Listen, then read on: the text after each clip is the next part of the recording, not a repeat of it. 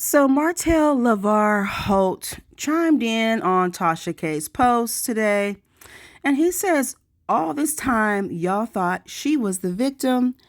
Hashtag men cry in silence.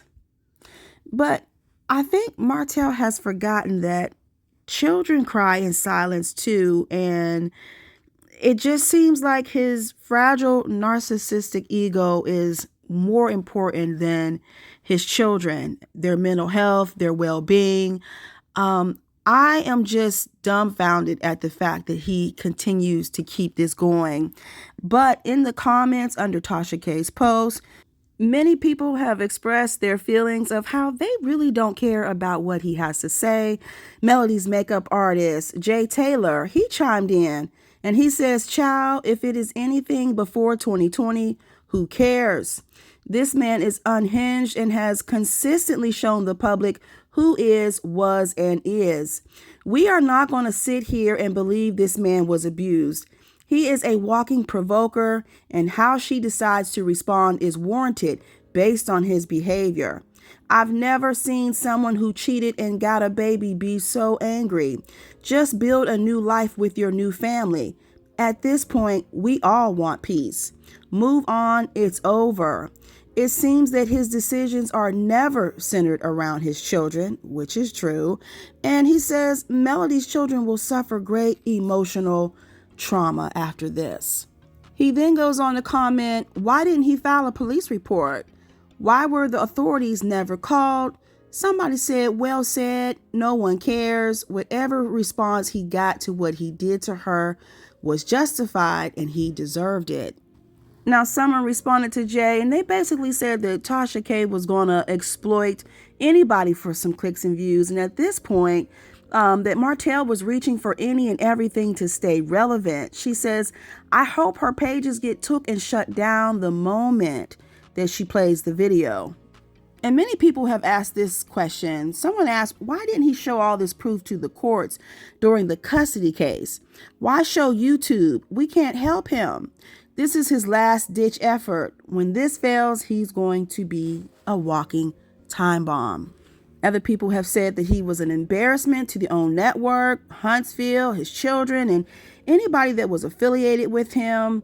Someone else said that we're sick of him. We see his behavior on TV, which we do, and we are sick of it. They said, who does he think he is? They told him to kick rocks with flip-flops on and to go work on making a better life for himself and his kids. They said Mel is covered and protected. Everything he tries to do to Mel will be done to him. And you can't win playing dirty. And I'm just kind of sick of the people who are jumping in the comments and saying, oh, Mel's fans are trauma bonded and, Martell's not the only man that's cheated. This has nothing to do with cheating. It's all about how this man has moved, during the marriage, after the marriage, during the divorce, all of that.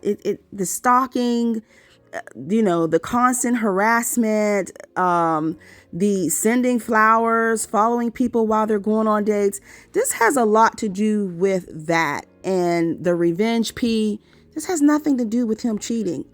We watch things unfold on the show, but there was that one episode where Melody was sitting and talking with Nell Fletcher, and she broke down and she cried, and she was just basically saying that there were things that were going on in the background that nobody even knew about. There's a lot of stuff that she's been enduring that she hasn't even shared, okay?